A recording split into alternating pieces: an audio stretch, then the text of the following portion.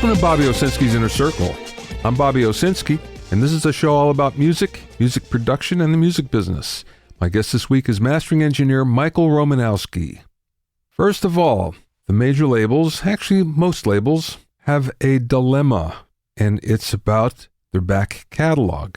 Now, catalog basically means any song, any release, any album that's more than 18 months old. If it's newer than that, it's considered a new release. For the longest time, labels have relied on their back catalog for their profits. And if we go back to 2004, 36% of their revenue came from back catalog. So it was really important to how much money the labels were making. That's all changed. The reason why is 73% of all streams are from the years 2010 to 2018. 73% of all streams are only from those 8 years. This is across all streaming networks. It's not just one. Now, it's even worse because if you look back from 2000 to 2018, that represents 88% of all the streams that people are listening to. So in other words, the last 18 years, 19 years really, is what most people, the vast majority of people, are listening to. 88%. Songs before 1990 account for only 4% of streams. So as you can see, we're in a new music era where at least most people, might not be you or I, but most listeners, most consumers, especially young consumers, they're only listening to what's pretty much brand new. And what that means is we have millions and millions of songs available to us on just about every streaming network, and not many people listening to them. So what the major labels did back in the CD era, and even before that in the vinyl era, they used box sets and remastered releases and anniversary packages for their back catalog. And these were big profit makers. Why? Well, because it didn't cost them all that much to manufacture. There was not that much in marketing cost, and there was certainly not that much in creation costs. You don't have to pay for production. So these were big money makers. And you know what? They still do it today, but it doesn't matter. There's not many people that are buying them. So what did they do? They're trying to rely more and more on playlists. Now, the fact of the matter is if you get one song by one artist in a playlist, it helps. But really what they're trying to do is get 2 or 3 artists from their catalog or 2 or 3 songs on a particular playlist. And that kind of boosts everything, and it gets people more interested in listening to the back catalog of an artist. Then what they've done, I think this is kind of brilliant, they're making videos for songs that originally didn't have any. So we're talking pre-1980, where most songs that were released, except for the very, very biggest, didn't have a video attached to them. So they're remaking videos just for those songs. And then finally, what they're doing is they're taking control of an artist. And again, we're talking artists pre-1990. They're taking control of their websites, if they can, and their social media and posting for them, and being more active on social media to try to boost the awareness for these artists. So as we hear more and more older songs are being used in commercials, being used on TV shows, being used in movies every day, and that helps the back catalog a little bit, but it doesn't help it enough. So major labels are all scratching their heads. What can we do with all this music that nobody wants?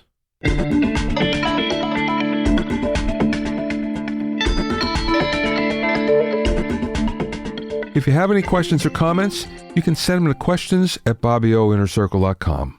Don't forget about my online courses on mixing, production, branding, and music business success at bobbyosinskicourses.com. Also, check out my free ebook and PDF downloads on mixing, production, mastering, and social media at bobbyosinskicourses.com/free-resources. That's bobbyosinski.com/free-resources.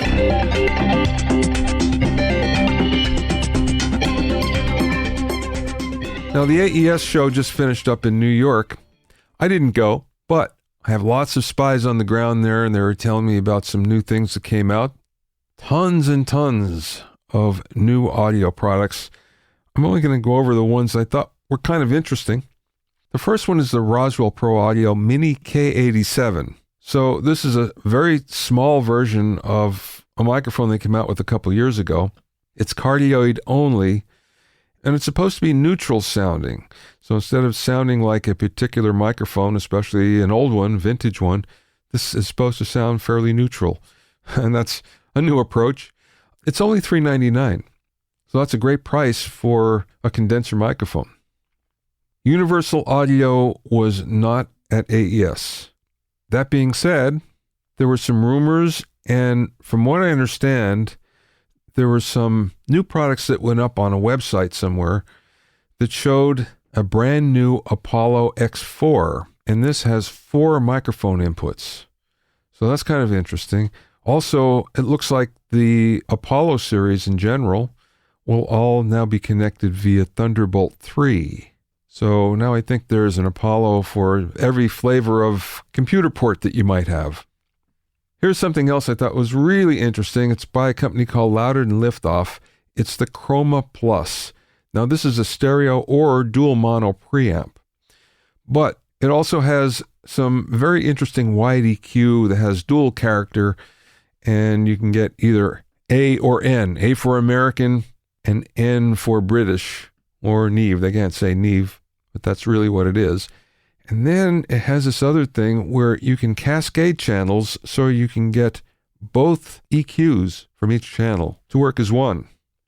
But I think the big thing about this is it's not only an interesting mono stereo preamp, it's also something that you can use when you're mixing. Put your mix through it because it has, again, lots of character. So this is $14.99, probably something worth looking at. Now, microphones. United Studio Technologies came out with the UT47 FET. For all of you Neumann U47 FET lovers out there, we've been looking for an alternative for a long time, and finally there's a few coming out. This, I think, is the cheapest. It's $7.99. What makes it a little different from everything else, it's made in the USA. API came out with its 50th anniversary 862 channel strip and 2500 bus compressor. And these are in the famous old yellow gold coloring. So this goes really way back, 50 years. The channel strip is 3600 and the compressor is 4500. But the thing is, they're only making 50 of each. I thought this was really, really interesting. And I think it was on a recent New Music Gear Monday blog post that I did.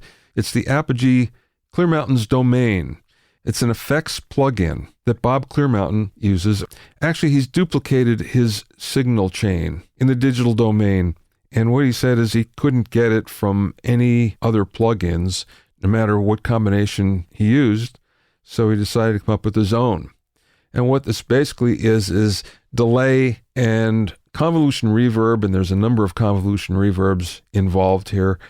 And you can mix and match, you can color them, you can EQ them, you can de-ess them, all those things. Oh, harmonize them as well, all the things that Bob does. Plus he has these great presets that are based on all the famous songs and albums that Bob has done, like the Stones, Bryan Adams, just off the top of my head.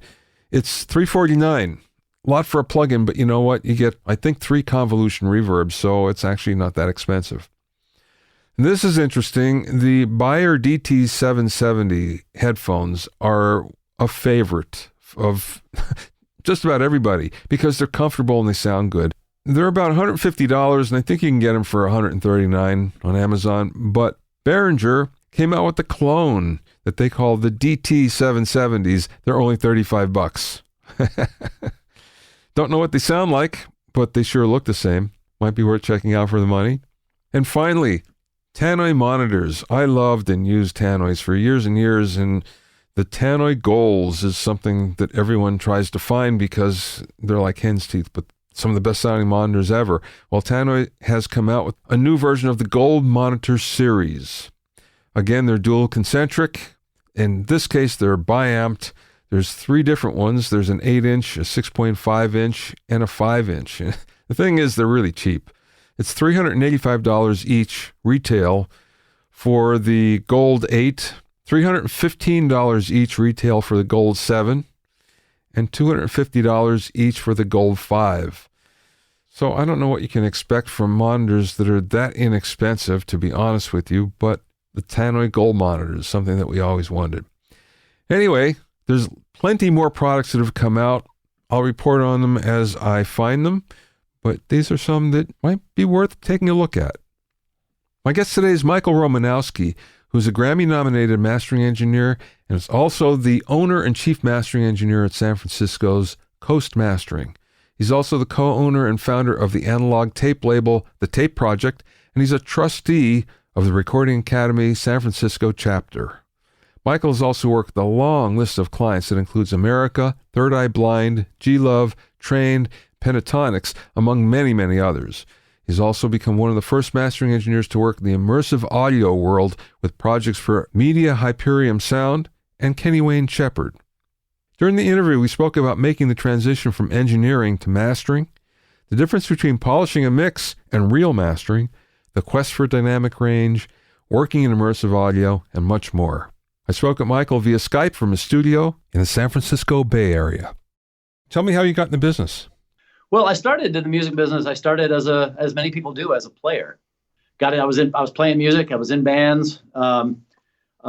Which led to my engineering. I grew up in Nashville, and so I cut my teeth, in Nashville scene many, many years ago.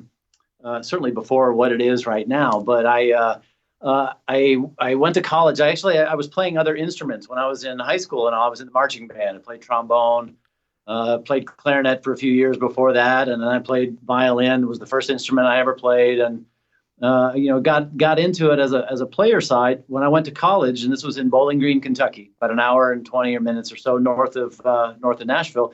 It was on the main drag, where anybody that was playing Nashville coming to was heading through this town and played at this club, and it was the one real club in town. It was called Picasso's, and as I moved from trombone to bass, it was a bass player, and got into playing in bands. And as a matter of fact, my bandmate at the time, and still one of my best friends, is Mike Grimes, owns a record store in Nashville called Grimey's.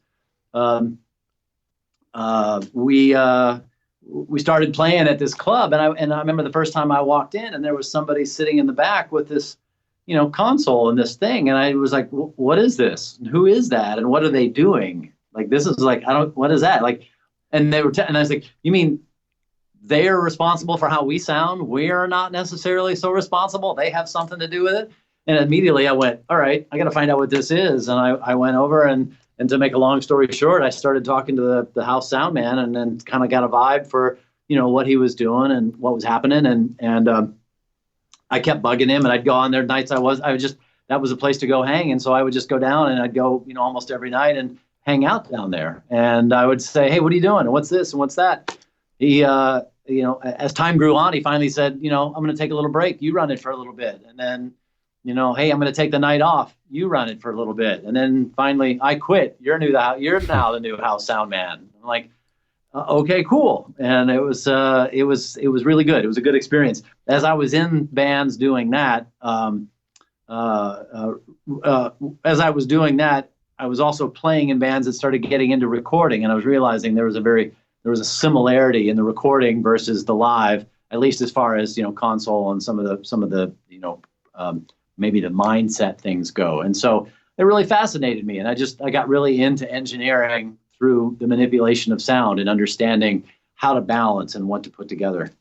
It's still one of the things that I would say is one of my I would say milestones of ear training was being a live sound engineer, of having to make a decision on the spot. I think this sounds like this, and I think this needs to sound like that. How do I get from here to here? And I think that got me, that still serves me well in the mastering world. Well, speaking of which, it's a step going from engineering recording to mastering. It's not one that people can take lightly. So how did that happen for you? Because, again, that's something that has to be a very conscious decision to go from one to the other. It was a culmination of an aha moment, right place at the right time, and then a comprehension of this is what this really is. By the way, you sent an article. Bob Hodis sent me something you wrote about mastering recently, about the demise of Well Done. And I'm with you. And this is a good topic to talk about because I take mastering very seriously. I think it's an art form unto itself, and it's not something the mix engineer could or should be doing with this, to me, with the same mindset that a talented mastering engineer brings to the table of all of the things that they bring. This is relating to your question and that for me, because it's also, I went to college for math and computer science. While I was playing, I was a double major on the technical, on the math side of things. The long story short was I was working and I was in Nashville and doing stuff, and I needed a break, and I decided I get on my motorcycle and take a month and ride around the country and visit friends and make a big loop all the way around, go out to the West Coast and come back, and visiting friends along the way. And I arrived in San Francisco after about half the trip. I arrived in the Bay Area and called back to check my messages, on that little tape. Remember those little? Yeah. So, yeah. And so I called back and I was checking my messages, and the owners of mastering facility here called Rocket Lab called me and said, "Hey, we hear that you're thinking about relocating. We're looking for another engineer. Would you like to send us a resume?" And I called up and I said, "Turns out I'm actually in town. I don't have a resume with me. I'm on my bike, but I'd be happy to talk to you. Would you be, And so I came down and I talked to them and ended up spending an extra 3 days or so here. And they showed me around and showed me what the Bay Area was like and all of that. Kind of got a little handle on the history. But more so, I got to sit in the mastering room there. I was, I guess, like everybody else. This was the early 90s. I guess I was like everybody else that just as an engineer, you say, "Here, master my stuff." It comes back, you go there. Like you knew it had to be done, but you didn't necessarily know what it was or what it was about. I was certainly in that camp until I sat down in that room with Paul Stubblevine.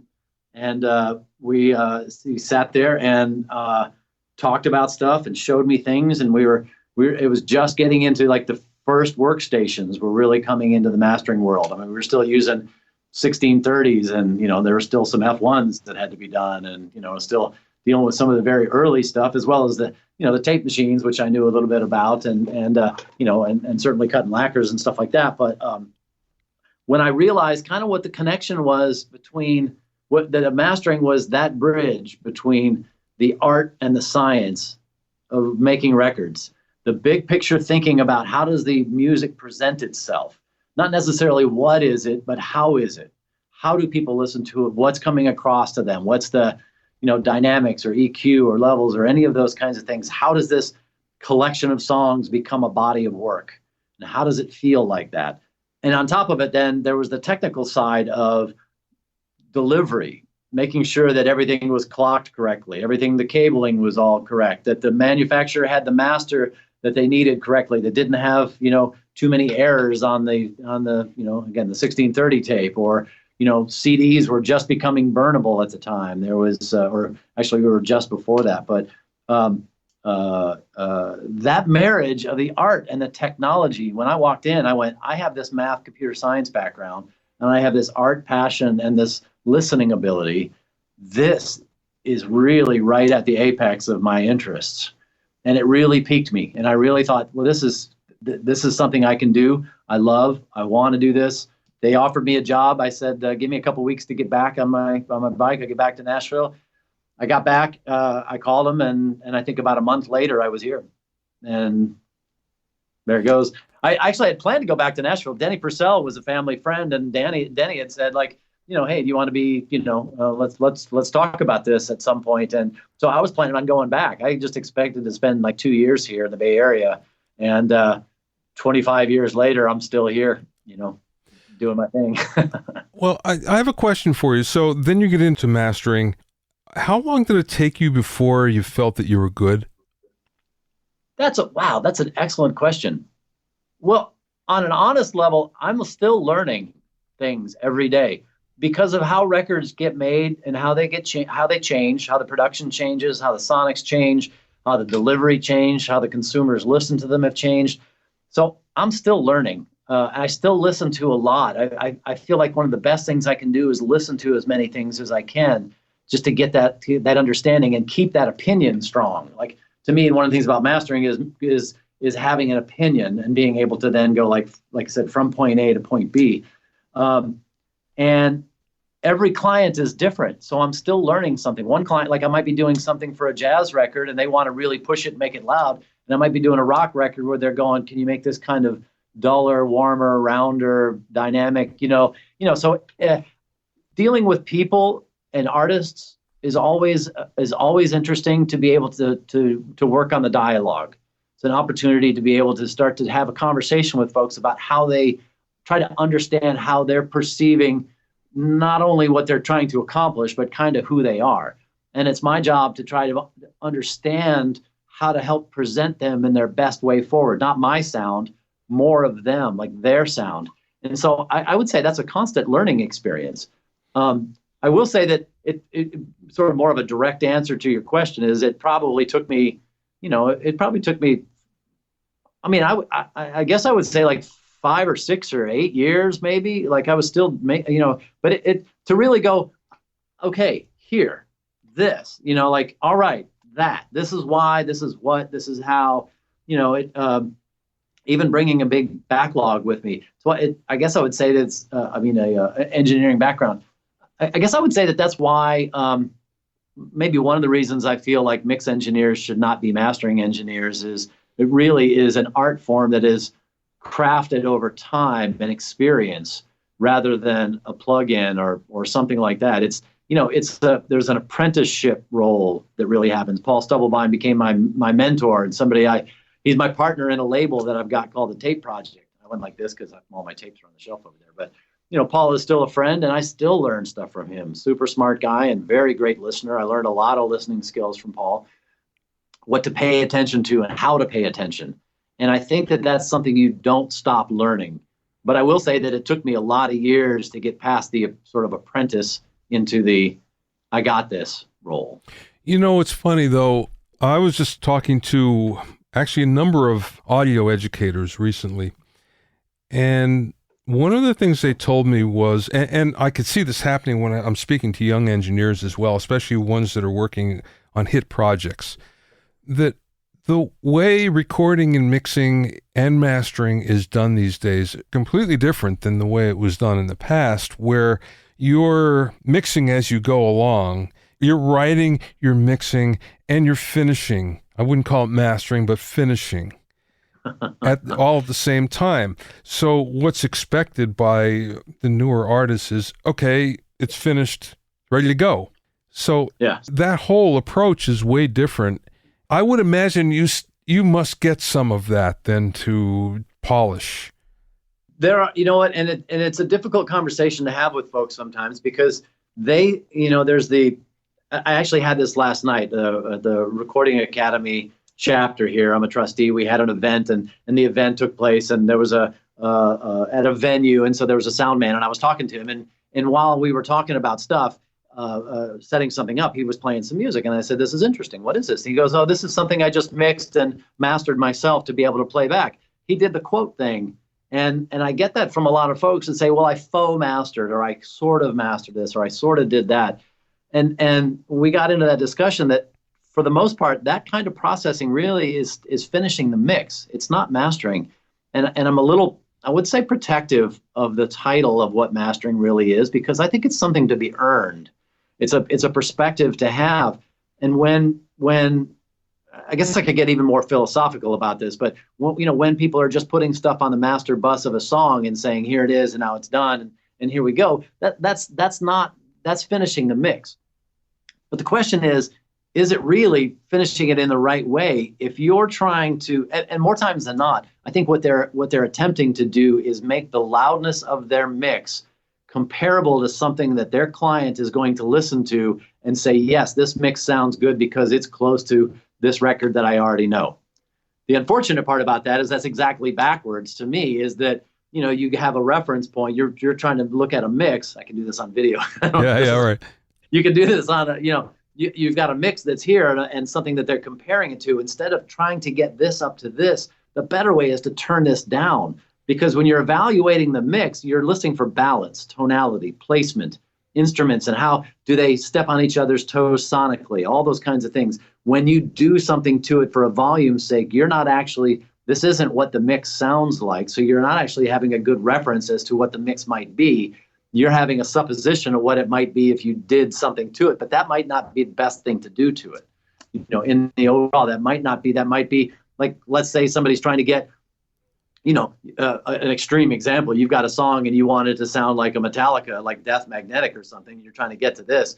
What you do to it to get to that may not be the best thing for your song. And especially in these days when you're looking at streaming services and us trying to actually really quiet things down a little bit, the last thing you want to do is do that. So I try to have a good conversation with my clients. Again, back to the dialogue. I think having that is a very huge component of a successful record, is to be able to say, what are you trying to do with this? What are you trying to get across? Where do you want to go with it? And a lot of times I can have them turn that down a little bit, or bring the mix, pull things off the master bus, try to not make volume. I would never tell anybody not to do anything because if somebody's doing maybe a better way to say it, if people are processing things, let's just say on the master bus, because they like the sound or it's doing what they want to do creatively, more power to them. Cool. If they're trying to do it because they think they're trying to either present something to me that makes it easier for me, or it makes the mix similar to something that they're familiar listening to, or whatever, for whatever volume's sake, I'm kind of against that. I think that's not necessary, and especially given high resolution audio where you've got a much lower noise floor, we don't need to be pumping everything up. As a matter of fact, the more we turn things down, the more we keep the material that's there instead of throwing it away in other ways, losing that information. So I try to have a good dialogue with folks and see, what are they trying to accomplish, and can we do this a different direction? Yeah, hopefully dynamic range will come back. And I know there's a trend to go that way, but not everybody, especially younger artists, can get their arms around that for some reason. One of the things that I always found interesting, if you go to a trade show or you go to a hi-fi show, whenever they play what they think is the best example, oh, this sounds great. Well, it's always the one that has the most dynamic range. It's like, well, if you think that sounds good, then why don't you make your records like that? I never could figure that out. Let's squash it. I think that there's an inherent insecurity. And I think that there might be, I could really get up on a whole bunch of soapboxes and maybe reasons why I think we got into we kind of got into this world. Certainly there's the historical aspect of recreating what FM broadcast is doing to songs and wanting to have the LP sound like what the broadcast does. So let's put a compressor in the mastering chain to make, we have all of those sort of historical ways to get there. But I think that when we got away from cassette 4-tracks for the average home musician, and the ADAT and the Mackie came out, and people were able to start doing recordings and making good sounding recordings, the technology opened up to where you didn't have to be in that walled garden of signed by a label to get into a studio, or huge funds to go into a studio and make a record. It became easier for other folks. But the consumers on the backside, people who are listening to music, they have no idea how a record was recorded. They don't want to know how the sausage was made. But they on top of that, but they also are looking at it's a comparative world.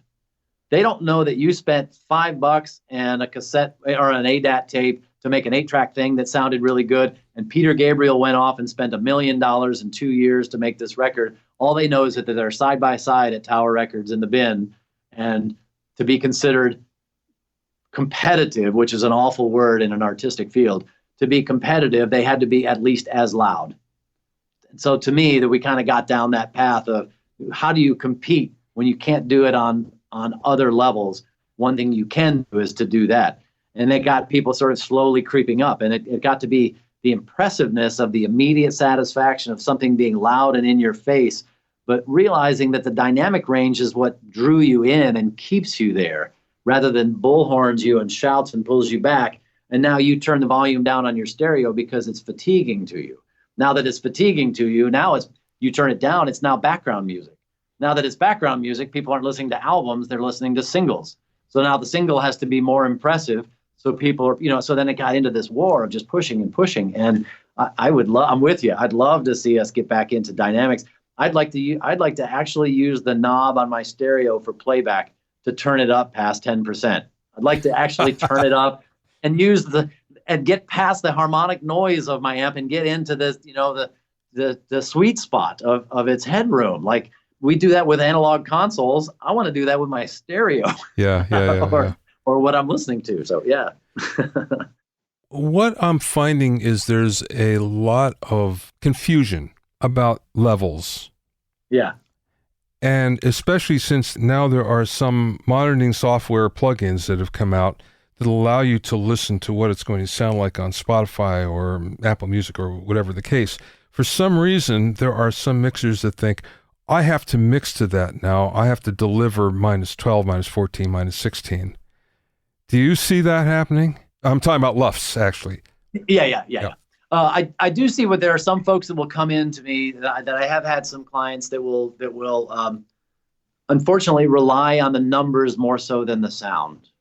And so they're worried about delivery of something that has to deal with numbers specifically rather than just let me do my job and you tell me where it's going and I can adjust. I can deal with the headroom as much as I need to, leave as little, because you're going to do and here's the other thing is if you're going to put it on Spotify, for example, any one of the streaming services, what works best with them is more along the lines of a vinyl master than a CD master. You don't just take it, squash it, make a CD type master, a one master type thing, and then just turn that down and then send that out. It's not the same thing. It doesn't give you that same sense when you listen. There really should be a different master for the different types of releases.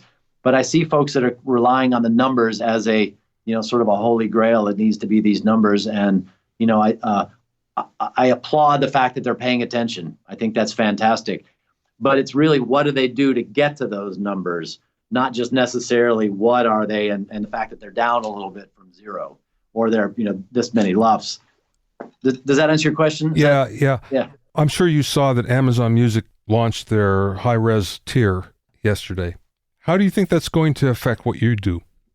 I've been working with high-res audio for a very long time, and I have always encouraged folks to at least be working, as far as making records in that.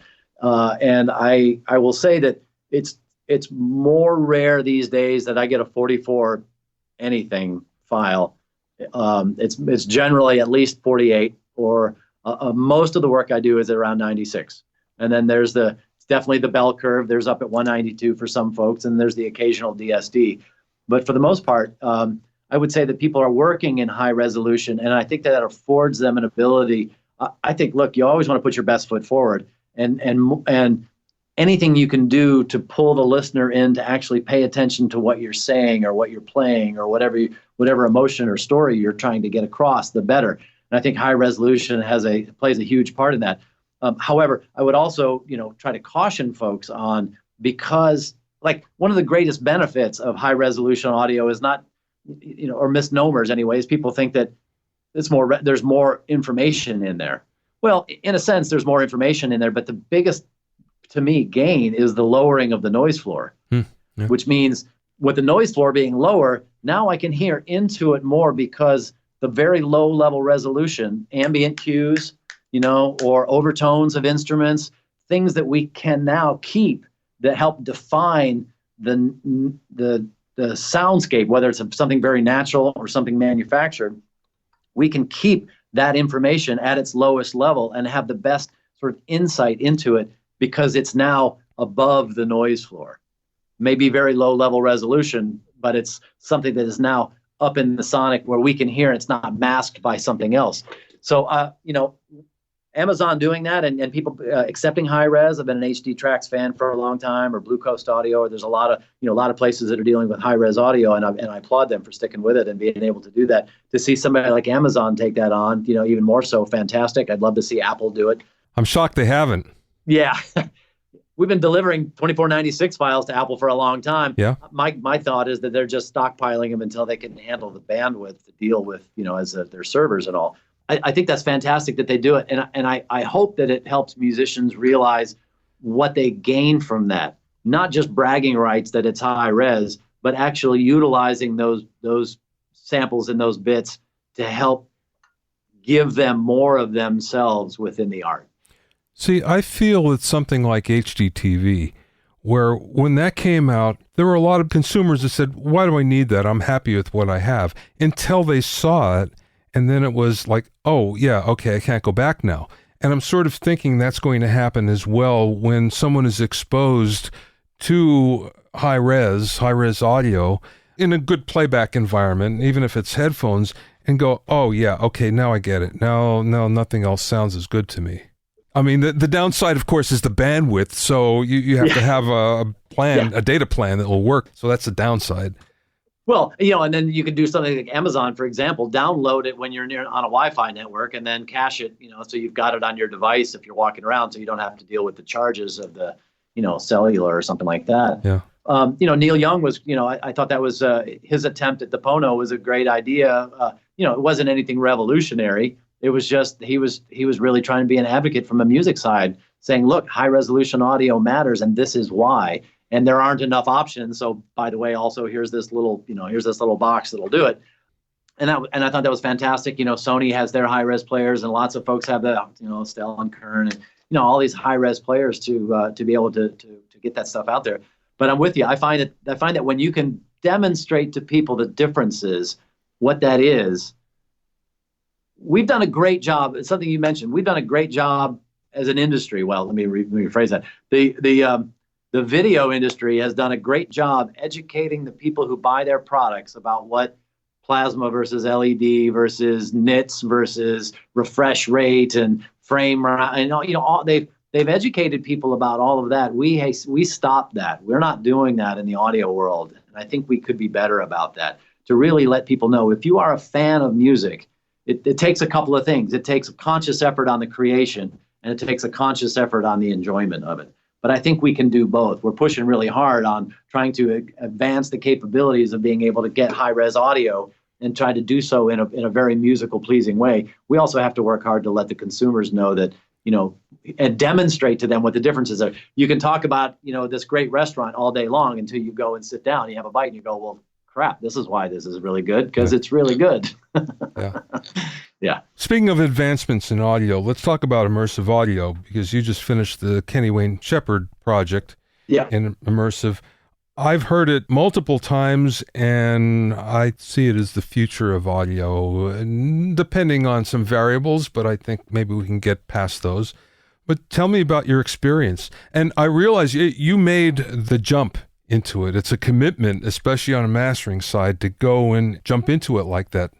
Well, I started doing, actually when Paul and I had another room together, Stubblebine, long after the Rocket days came, we moved on and all of that. I went to the plant and worked there I started the mastering room at the plant, and did that for a couple of years. And then I reconnected with Paul, and we got into the old Coast Recorders building. And when we did consciously, we set up 2 5.1 mastering rooms. So we started doing that in 2001. And I've been involved in 5.1, since then, and working on projects, and have always been a fan of what the pulling apart.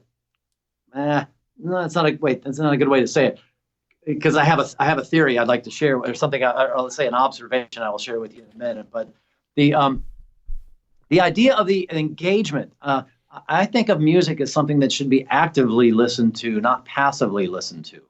And there are its times and places, but the activeness of it, what you can do to present to somebody in a more than mono or more than stereo field, when you get that whole plane involved, the creative aspects of what you can do with that are amazing. You can really engage people to start listening to things the way that we walk around this world, and the way that we listen to things in our normal lives. You go to a show, any live show, it's immersive. There's a ceiling, sounds bouncing off of it. There's somebody behind you, there's somebody talking, there's a bar, there's a bathroom, there's whatever it is.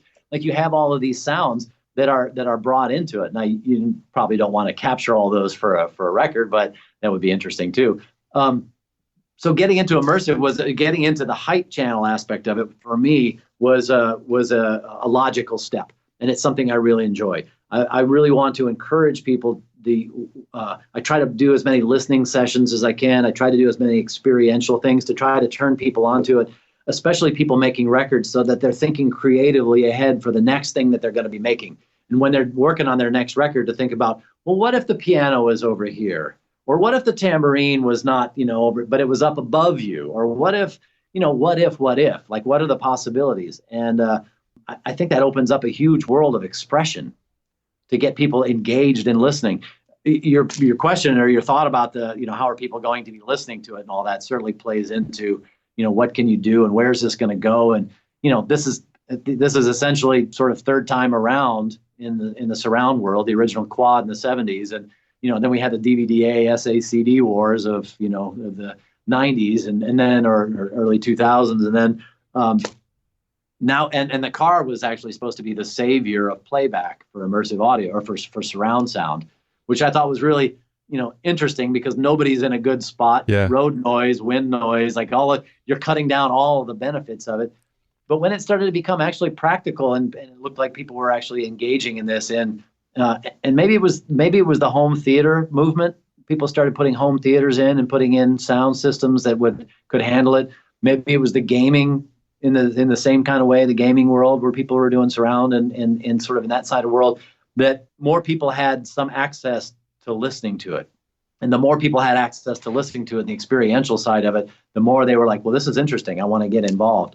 I'm very hopeful that this time around, I like it and love it as much about what it does is that I really feel like immersive and in all its forms, from binaural to Atmos to everything else, is the new stereo.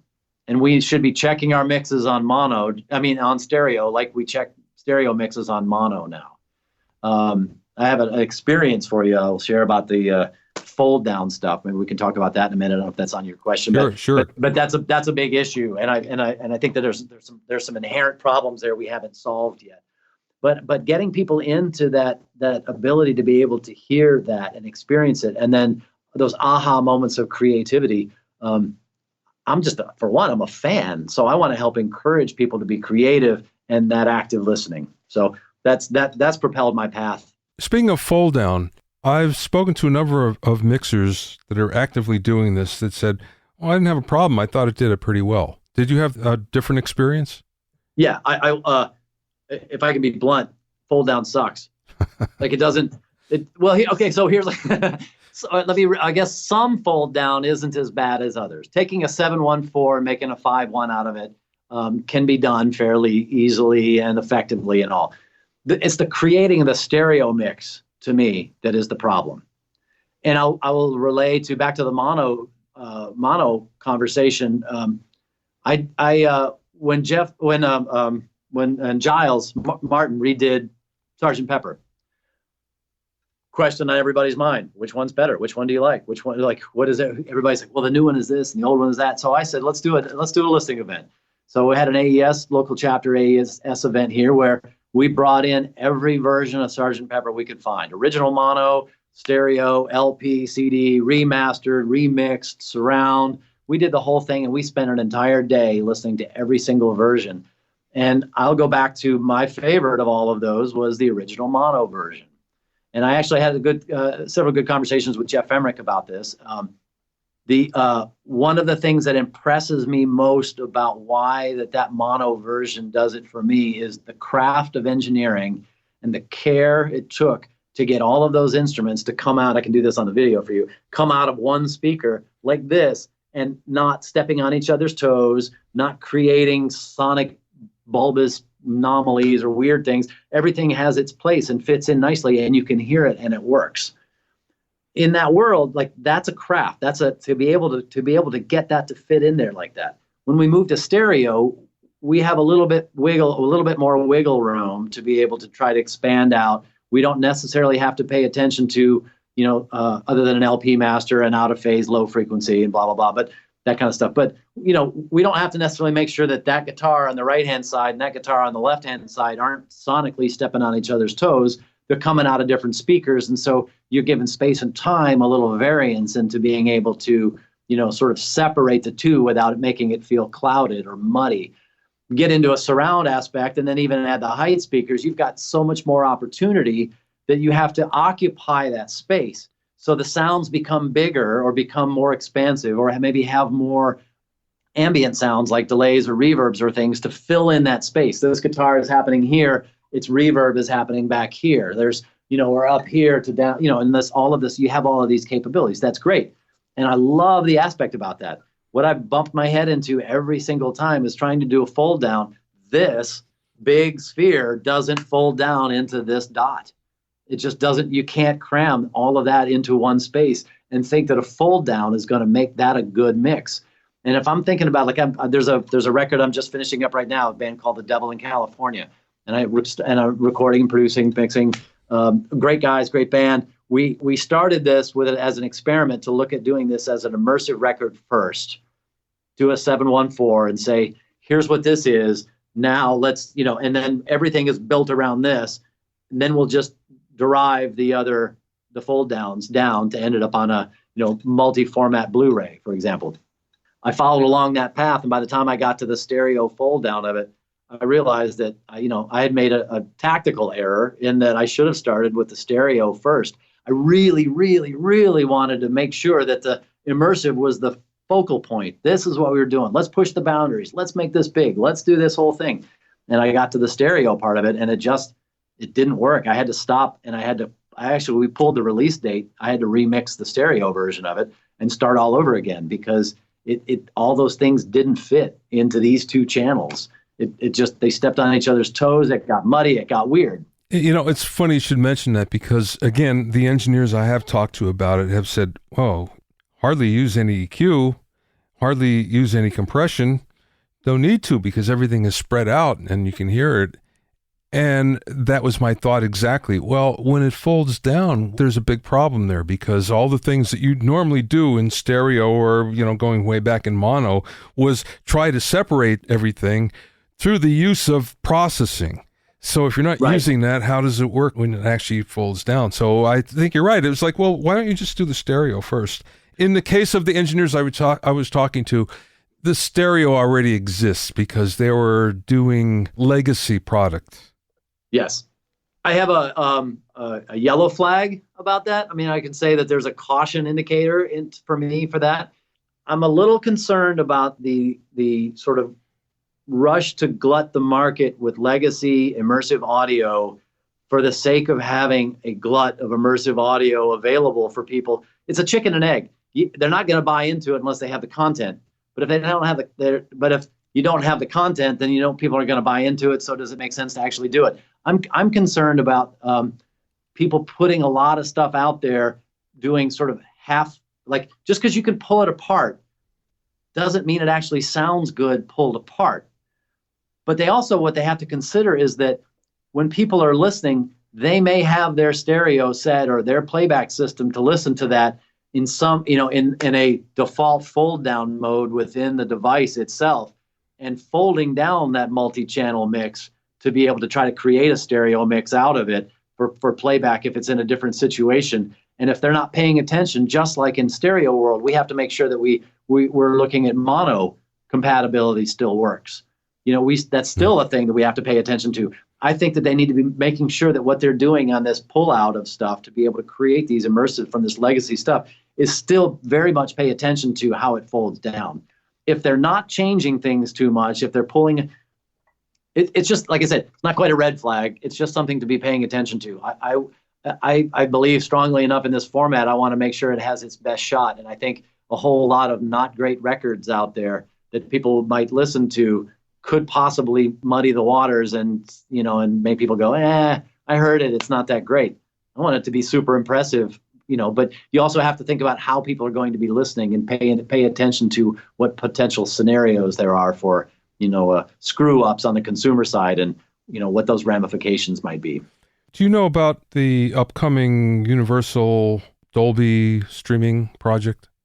I do, but mostly. Yeah, I do some work for Dolby. I do testing and stuff, listening, and yeah.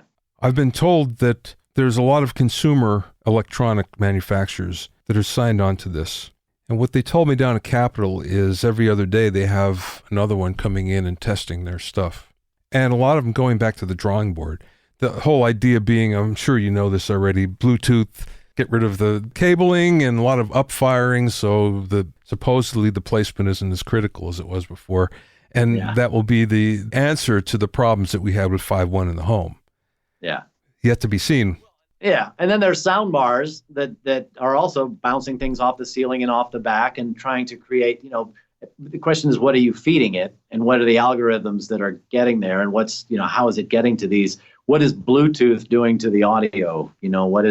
What's happening in the packetization? Are there timing errors to get to that speaker, to this speaker? And are you causing other sorts of problems? So, I just want to make sure that they're paying attention to all those, the potential breakdowns. But again, we're relying on the consumer, the ease of use, but it has to be right for people to get it. Yeah. So I'm glad they're doing a lot of testing. It's funny. I have not talked to many mixers that are having their immersive products mastered. And the general feeling was it doesn't need it. So the fact that you're mastering immersive product is interesting to me. And I'm curious whether the tools exist for you to do this. Excellent. Two excellent topics or excellent questions. If you go back to the fundamental nature of what mastering is, I feel it's hugely important that immersive gets mastered. If we fall into the mindset that it just sort of is what it is, and I'm just pulling it apart, and it's it just feels good. Here's this, like here's a mix. Like you went back to a single. Like here's a song, it's done. Somebody goes, great. Oh, I just did this at home, and I'm going to put this up on whatever service it is tonight. Now it's released and it's out there. Is that the best form of it? Does it the translatability? We have to think about all of the things that mastering brings into like what really is mastering versus what is just finishing the mix. And I think thinking about that any particular project as a body of work rather than a collection of songs. How does this body of work? You may do these songs and they may do their thing, but how does that necessarily present itself? In the mastering world, looking at dynamics and EQ and levels and continuity and pacing and beyond the artistic side, then there's also the delivery side. I think that mastering is still completely it's an art form that needs to be there no matter what the channel count is. I think if we start to fall into that to go, well, it doesn't need to be mastered, would that be? I mean, would you say that to a video world that says, well, I'm making movies at home, my iPhone is a good camera, or I've bought this Red, or I've got DaVinci, or I can do, I can do all this myself, but do we need color correction? Do we need, gain matching of the brightness of the channels? Do we need, in a different world? Because somebody can do a lot of that at home doesn't mean that having a second opinion or having expert ears or experience to be able to listen and go, I'm hearing some problems in this. We may want to address this, or here's how I can do this. It's not about necessarily sweetening things. Sometimes it is, sometimes it isn't. It's knowing when something needs to be done and not, and when something does need to be done, knowing what needs to be done and then how to make it happen. So, I feel like mastering for immersive is still really important. I'm not sure that I would, I wouldn't release something that doesn't have somebody else's ears on it, or somebody that has the knowledge of this is what the manufacturer is going to need to get this out there properly to the world, and that this sounds like a body of work, not just a collection of songs. See, I think there's another situation or another requirement actually, and you touched on it. One of the things that is overlooked in what a mastering engineer does, and especially these days when we're talking more singles than albums, but yourself, it's the consistency between songs that really makes a big difference on an album, because you wouldn't want them to sound way different or have different levels. You want that consistency. So there's a reason right there to have mastering. And one of the things about this, and I don't know that people talk about this too much, is, but, one of the reasons, if we think about this, our ears are designed, developed, evolved. However, what we hear is more related to change than it is to constant. And when things change, it grabs our attention. Like we don't hear the air conditioner in the back of the room after a while because we've tuned it out. It's constant. You get around things like that. But when things do change, our attention goes from not what is it, but there it is. You know, I don't know how to say it this way. You get pulled out of the sort of fantasy world of the song and into the mechanics of what is happening. It's like a behind the scenes of making a movie. You watch enough of them and you start to recognize signs of green screening, you know, in Game of Thrones or whatever it is. And then you watch it and then you start looking for it. You're not paying attention to the story or the emotion of the actors or anything that's going on. You're thinking about the background, like how do they draw this and what's going on here and what's going on there. Music should be, to me, is something that that completely pulls you into an experience or an emotion or a presentation of something. And when you start to hear the differences of things, you're not paying attention to the content, you're paying attention to the differences. And when you're listening to a body of work and one song is a little louder and one's a little quieter, one's a little brighter and one's a little this, and drums are far back on this one and vocals are way out on this one, you're listening to the differences between the songs, not what actually the message is being portrayed or the art that they're trying to get across. And I think that's no matter what you're listening to, you know, the more that you can take away all of the distractions from the listener to get them to pay attention to actually what's going on in what they bought or what they're listening to, rather than how that got made. Excellent point. Well, you asked about tools too. I also was going to say that the tools are coming. There are some, you know, depending on, like we have stereo tools. I'm an analog guy. All of my mastering is done in the analog realm, except for immersive. I just don't, you know, to have 12 channels of this Massenburg compressor, for example, I can't, you know, you just can't do it. Yeah. It's not feasible and to be able to do so. So I have to do that in the box. The question is, are the tools available in the box? And for the most part, not really yet. There are some that are there that can handle, like let's say you wanted to put an EQ across a 714 mix. Not many things can handle that. You have to find other ways to be able to affect what you need to affect. Is it the front versus the rear? Is it top versus the bottom? However you group things, start to process them a little bit differently. You also have to think about the phase relationships of that processing. Even if you're thinking about dynamics in any kind of way, if you've got the front left and right or front left, right, and center doing, you know, something strong, you don't want it to trigger and pull down the back half of the room because a kick drum hits up here. So there are techniques and tricks or good engineering, I suppose, ways to be able to try to tie all these things together, make them still phase coherent, and be able to apply them as you need to for the different channels. There may be, for example, ceiling speakers on one project may have just complete ambience, and another project may have drums. You know, so you got to be able to handle all of that kind of stuff. The tools, the digital tools, are coming. They're sort of on there. I know folks who are developing them along the way. We only have a few now, and we'll have more soon. And you know, maybe some of the workstations are working really hard to be able to have that. I'm a Steinberg user. I like Nuendo. That's what I use. And they've got a lot of great tools that have come along that I think are really capable and handy. You know, that augmented with other things that I would do to something help me get through. But the workflow aspect of it, you say about the tools, and I'll stop after the workflow. We're still really working on, you know, we've got it figured out how to make a stereo, how to make a mix. You get it down. You put it on something, you burn a disc, you make a file, you do, you know, whatever it is, you can get things out to people to listen to mixes, to listen to references, to audition them in different places. That translatability is still a huge thing. How do you play this in one system and then go to another? And are you still hearing those in an immersive world? So we still have to pay attention to overall balance, and translatability is still a primary function. And again, like I said, so you take people out of the creation of it and get them into the art form of it. But one of the biggest bottlenecks we have is how do you get a reference, or how do you make these parts? Because there's still 6 steps now where there needs to be 1 or 2. But how do you get a reference to a client to get excited about or to approve the mixes? That's still something we're wrestling with, because it's not easy. Like Kenny, for example, you mentioned the Kenny Wayne Shepard record. It was awesome to work on that. Kenny is a super nice guy. He plays from the heart. I thought it was really great. E.T., Eric Thorngren, we worked on that together as far as the mix goes. He's a hoot and so fun to work with. But we couldn't get mixes to Kenny. Thankfully, he was in L.A. He was able to fly up here and spend a day listening to the mixes to make sure he approved them. because we had a hard time getting something down to him. Even a fold down, even sending a 5-1 as a ref was hard.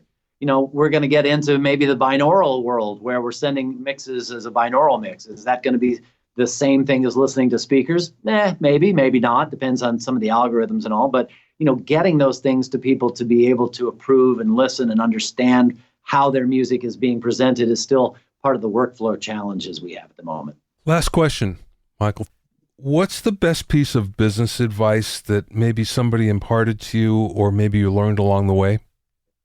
Off the top of my head, the first thing I think about is always put your best foot forward. Nobody, again, back to the comment of when somebody buys a record and they see your name on it. Your reputation and your name and your work is what people know. Everything you put out that has your name on it is part of your body of work and your representation of yourself and your skill set out in the world. Somebody buying a record has no idea that you spent, somebody came to you and said, I want to make this thing. I've only got 3 hours to get this album recorded and mixed and out, and you had, $50 and this SM7, 57 or whatever to do it. You got it because you wouldn't get an SM7 for $50. Yeah, right. But yeah, but you're nobody. All they know is it's either good or not. They either like it or they don't, and your name is on it. And your name is part of your credits. It's your personality. It's your resume. And so always do the best you can. Don't just half-ass something to get out there because you're only getting paid $10 an hour or whatever it happens to be. You always have to put your best foot forward, because they can't take that away from you. That's your reputation. So make it count. You can find out more about Michael and Coast Mastering at coastmastering.com. That's coastmastering, all one word, .com. Thanks for listening and being in my inner circle. Remember, if you have any questions or comments, you can send them to questions@BobbyOInnerCircle.com. To listen to other episodes of Bobby Owsinski's Inner Circle, go to BobbyOwsinski.com and select the podcast tab, or go to BobbyOInnerCircle.com, or you can find it on iTunes, Stitcher, Mixcloud, Google Play, Google Podcasts, Spotify, Deezer, TuneIn Radio, Radio Public, and Podbean.